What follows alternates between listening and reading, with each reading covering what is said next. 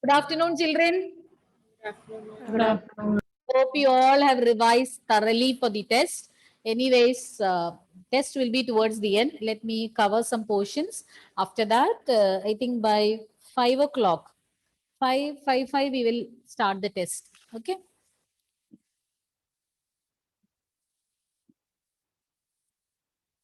What are the different abiotic factors that we listed previous period? Anybody? Children, what were the 4 abiotic factors that we listed previous period? Soil, Temperature.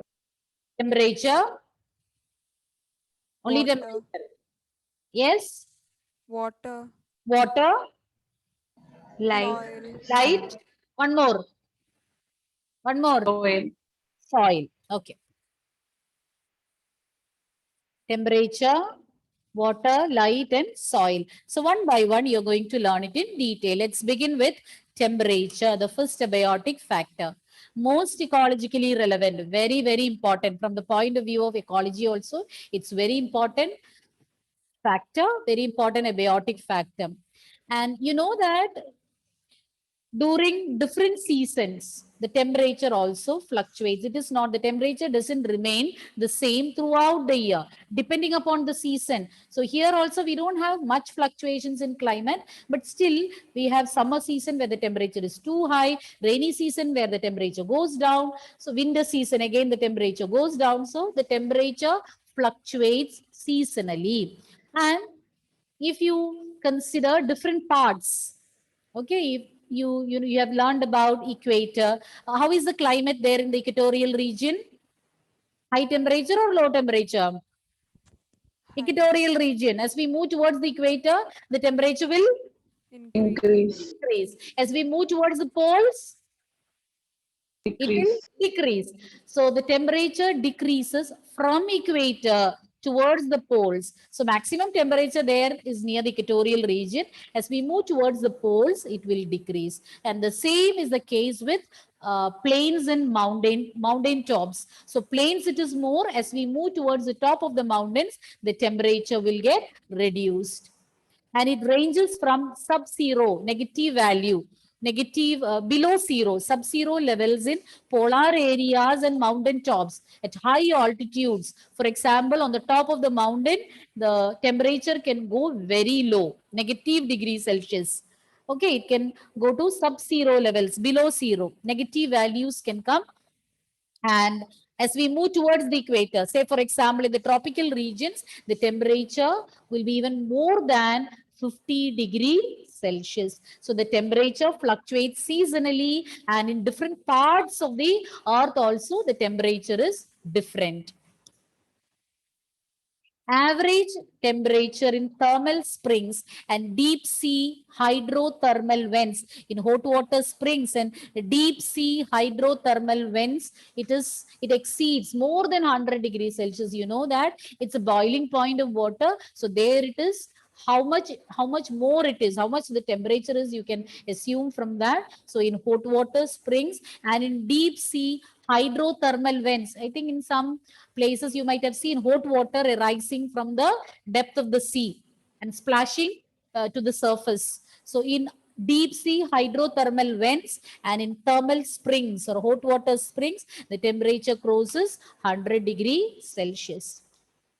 And the temperature is having so much of relevance. And I told you that each organism is having some adaptations. If they cannot develop those adaptations, if they cannot adapt to the environmental conditions, they won't be able to survive there. And here you can see a few examples. Mango trees cannot grow in temperate countries like Canada and Germany, where the climate is moderate. But mango trees need a warmer climate. For them to produce fruits and to grow properly, they need a warmer climate. And you know, here also everywhere it needs a warmer temperature. In India, you know, mango trees grow in plenty, so a warmer temperature, a high temperature is needed for their growth. Similarly, in Kerala forest, you can't see snow leopard because snow leopard is adapted to live in a very cold area. or in polar regions or in very ice cold areas. So that is why snow leopard cannot be found in Kerala forest. Similarly, tuna fishes, they need a warmer, high temperature. In tropical, in tropical regions, the temperature is high. So we cannot find them beyond the tropical latitudes because beyond that, the temperature will be reduced. So they need the temperature available in the tropical regions. Only then they will be able to survive. So temperature is also a limiting factor which affects the distribution of animals. So each organism, they have some specific adaptations. Only those organisms having adaptations can thrive well there and reproduce. If they don't have any such adaptations, they won't be able to survive. That is why certain organisms are limited to a particular habitat. If they are taken away from that region, they won't be able to survive. Okay. And when you go to some hill stations, for example, Ooty and all, you find so many flowering plants. But if you try to grow them in Kerala, you bring them to Kerala and try to grow them here, they cannot grow because they are adapted to grow in such a climatic condition. Once again, temperature is very important environmental factor. It's ecologically relevant, and the temperature on land, it keeps fluctuating according to the season. So throughout the year or in different seasons, the temperature will be different, and it increases as we move towards the equator from the poles, and from the mountain tops to plains, it keeps on increasing. And it ranges from sub-zero levels to, so that means it can go to negative values or it can go beyond 50 degrees Celsius. So more than 50 degrees Celsius is found in desert, tropical desert regions, whereas negative values are found in polar regions and in the mountain tops or high altitudes. And in some places, the temperature can go beyond 100 degrees Celsius. Say, for example, in thermal springs and deep sea hydrothermal vents. And due to the differences in temperature, or as temperature acts as a limiting factor, mango trees cannot grow in temperate countries. They don't get the required warmth or high temperature there in countries like Canada, Germany, which are considered to be temperate countries. And snow leopard, they need a lower temperature. They need a colder climate to survive. So they cannot survive in Kerala. And similarly, tuna fishes, they need a warmer climate. Beyond tropical latitudes, they won't be able to survive. So temperature acts as a limiting factor affecting the distribution of animals or living organisms.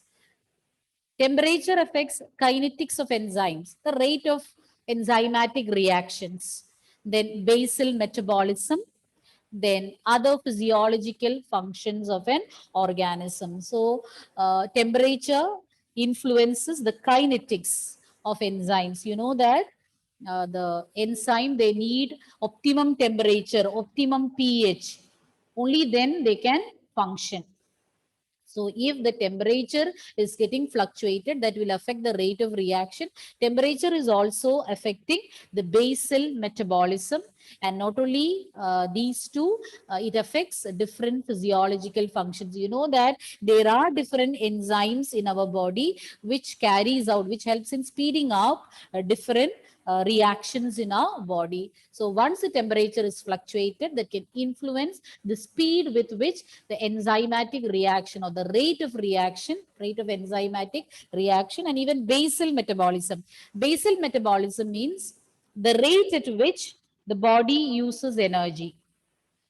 Not when the body is actively involved in some work, when it is at rest. The rate at which the body uses energy while resting to maintain the basic functions, basic vital functions like breathing and keeping us warm. Even when you are not involved in, even while you are sleeping or resting or simply watching TV, then also you need some energy so as to maintain the vital functions like respiration. You need to breathe. Breathing will continue. Even if you are sleeping, this breathing has to take place. Then your body temperature has to be maintained at 37 degrees Celsius. So basal metabolism is the rate at which body uses energy while resting to carry out the basic functions or vital functions like maintaining warmth and respiration, etc. Okay, that is known as basal metabolism. Based on the range of temperature tolerance, depending upon how tolerant or how much they can adjust to the fluctuations in temperature, you can categorize organisms into two types: eurythermal animals and stenothermal animals. Eurythermal animals means they can tolerate a wide range of temperatures. They can withstand wide range of temperatures. Example, cat, dog, tiger, etc. Stenothermal, they can tolerate only a narrow range of temperature. Penguin, python, crocodile, those are examples for stenothermal animals.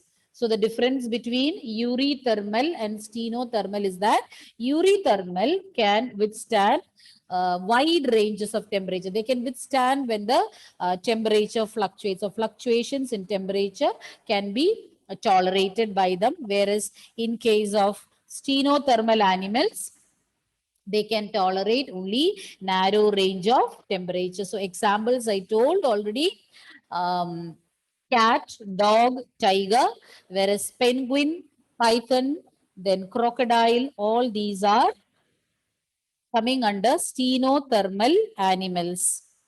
Any doubt? Shall I proceed? You want me to repeat it? Ma'am, can you say the definition of basal metabolism once again? Basal metabolism means rate at which our body uses energy. The rate at which a body uses energy at rest or while resting to maintain vital function, to carry out vital functions like respiration, maintaining body temperature, etc. The rate at which our body uses energy while resting to carry out the basal vital function, or to carry out vital functions like respiration, then maintaining body temperature, etc. Okay, that is basal metabolism. And based on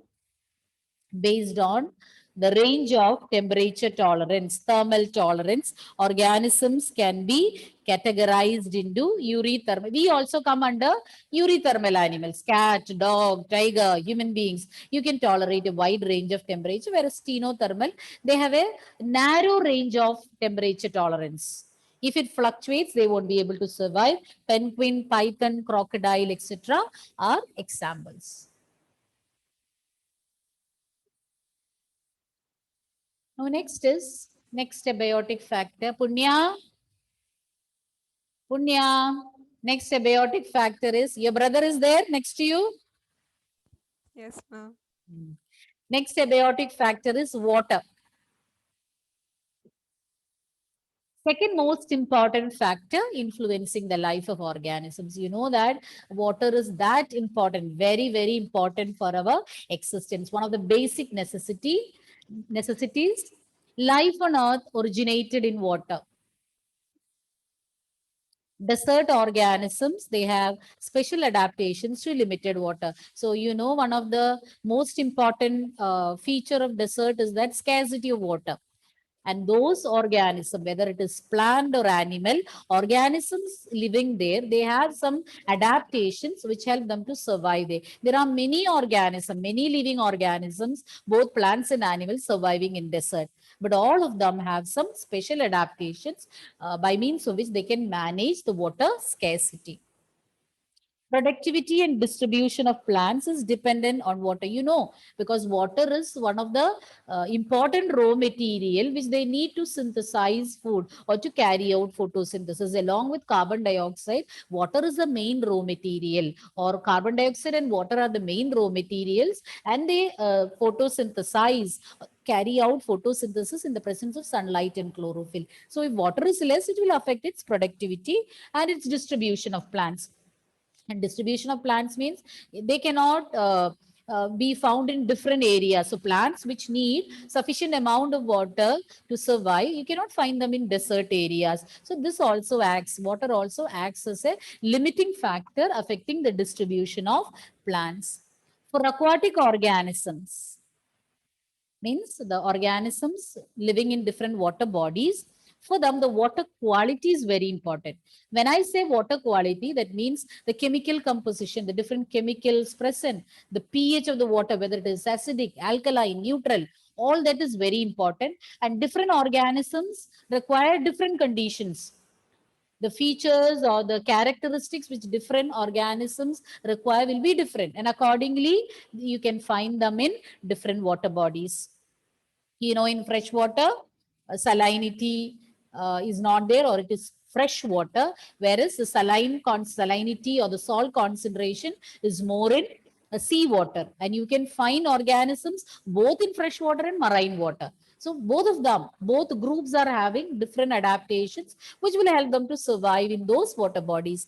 The salt concentration or the salinity in parts per thousand is less than 5% in inland waters or in fresh waters, 30 to 35% in the sea, and more than 100% in some hypersaline lagoons. So lagoon means it's a shallow water body which you find near coastal areas. So in hypersaline, from the name itself, you can understand hypersaline. Salinity is too much. It can go beyond or more than 100%. The salt concentration is more than 100%, whereas it is between 30 to 35% in sea, and it is less than 5% in inland waters. In all these water bodies, you can find aquatic life. That means all the organisms in each habitat or each water body, they have their own adaptations. With the help of those adaptations, they'll be able to survive. And if you try to grow some aquatic organisms found in fresh water, in seawater, they won't be able to survive. They won't be able to withstand the salinity.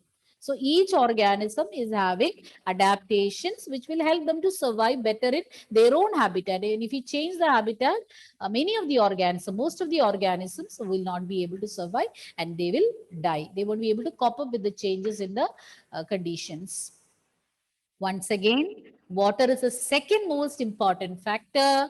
And life originated, the first living forms originated in water.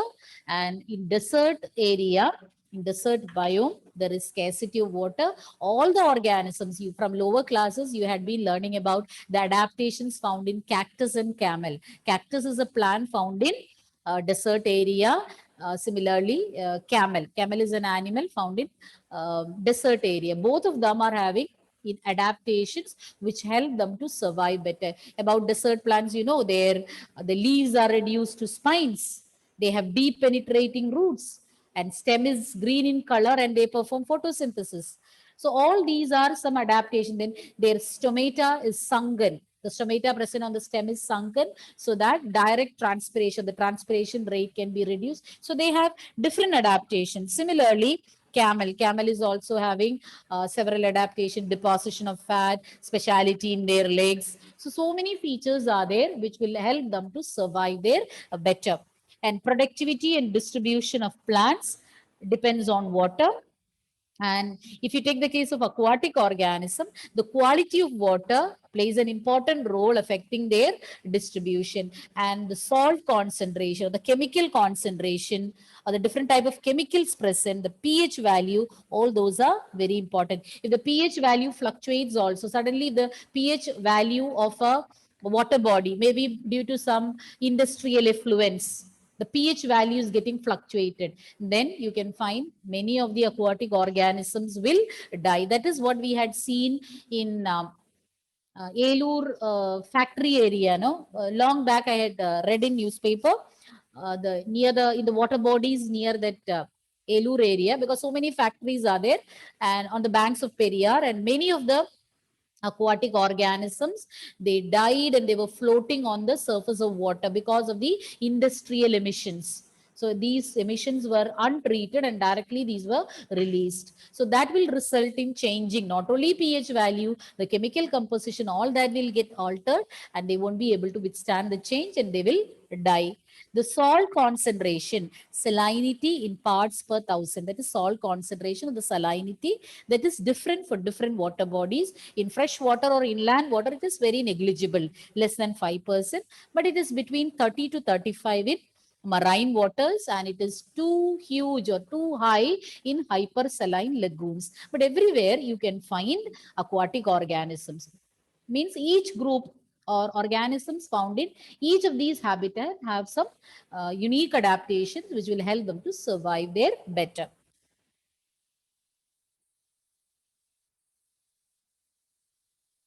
Based on the tolerance to salinity, you can categorize organisms into two types. This is similar to the classification that we learned where we classified organisms into two based on temperature tolerance. Terms are also same. But the second part of the term is different. There it was eurythermal, stenothermal. Here it is euryhaline and stenohaline. That is based on its tolerance to salt concentration. Euryhaline, they can tolerate wide fluctuations in the salinity. Whereas stenohaline, they can withstand only narrow range of salinity. If the salt concentration gets fluctuated, the stenohaline animals, organisms will not be able to survive. On the other hand, euryhaline, to a certain extent, they'll be able to withstand the fluctuations in salinity. Examples are listed over there. In your textbook, any examples are given, children? In your textbook, any examples are there? Common molly is a fish, and then Carcinus manus, it's a type of crab. Then goldfish and haddock. Haddock is both are fishes, and these are stenohaline. Euryhaline and stenohaline. Any other examples given in your textbook? I think these examples are there from the textbook. And if you want, you can add more. Stingray, some familiar examples. Stingray, you're familiar with, no? Then salmon, stingray. All these are examples for euryhaline.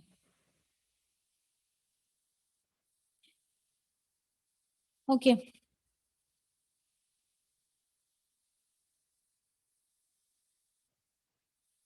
Freshwater animals cannot live for long in seawater and vice versa because of the osmotic problems, because of the differences in the salt and water concentration. They cannot survive. You cannot, the same point I told you earlier. Organisms from freshwater, you cannot make them grow in seawater. Similarly, those which are adapted to survive in seawater or marine animals, you cannot grow them in freshwater because they won't be able to withstand these fluctuations in salinity. Okay? Yes? Now quickly summarize the points. Steffi is absent. Then Nidhi is absent.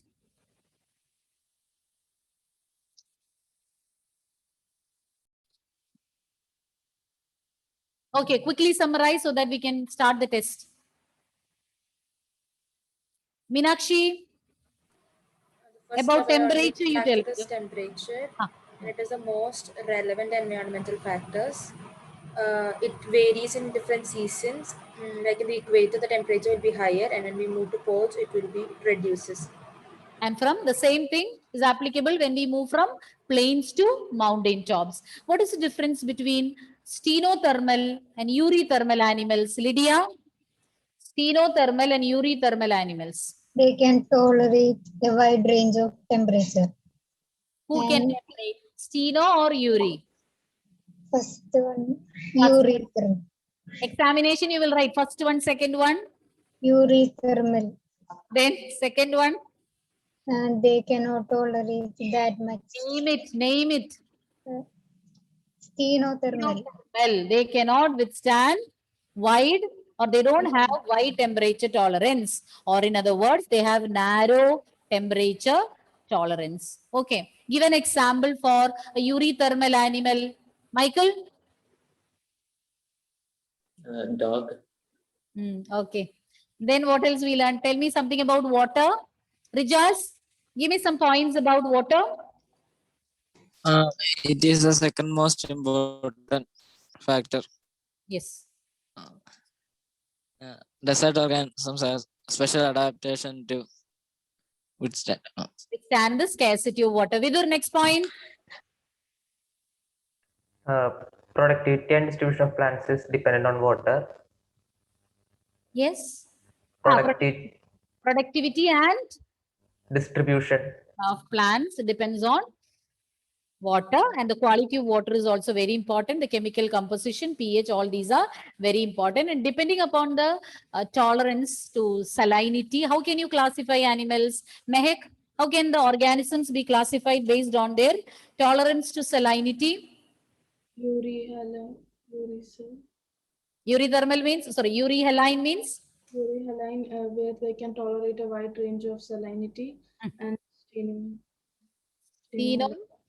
Haline. Have they can only tolerate narrow range of salinity. Okay, now we'll begin the test. And children, the test is Google form test. Happy, no? 10 questions, 5 minutes. Enough, no? Okay.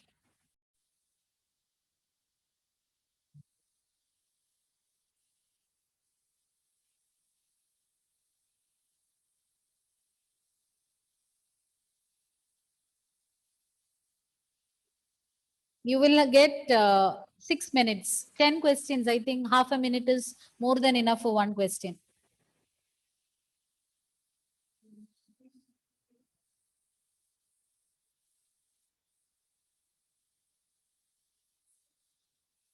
Meenakshi, you got it? Meenakshi, any difficulty? No, ma'am. Okay.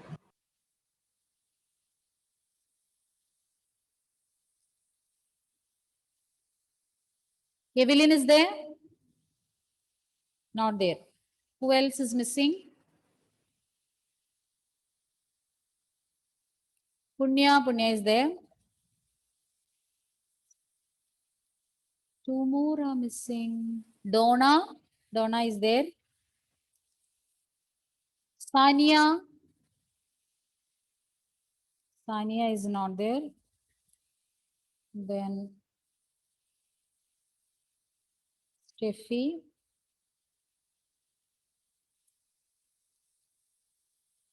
Okay.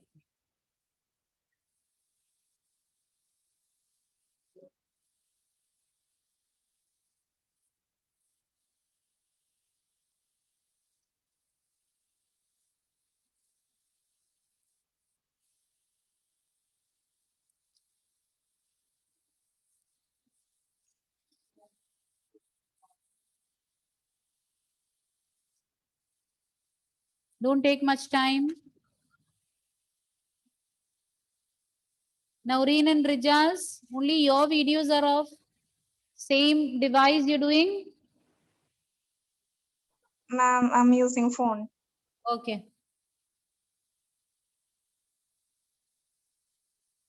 Ma'am, Oh, yes. ma'am, can you send it through email? I can't open this file. Okay, I will send.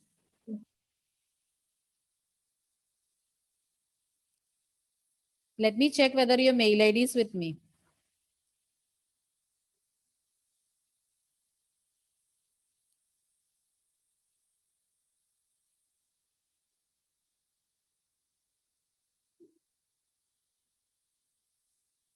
Nandana, you completed and you've sent? Yes, ma'am. Okay, good. I will check.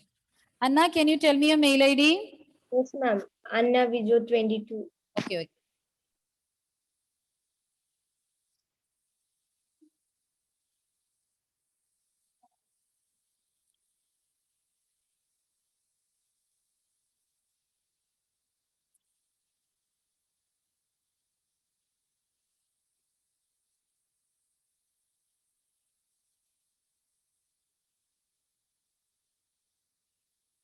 Okay, I've sent. Anna. Okay, ma'am.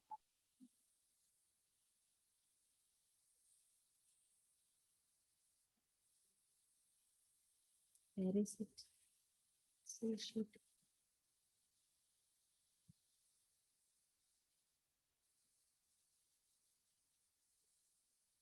Vidur,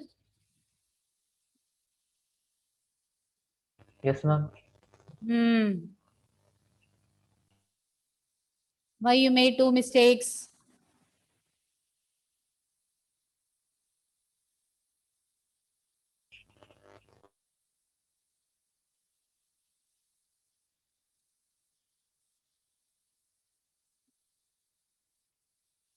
Two more minutes.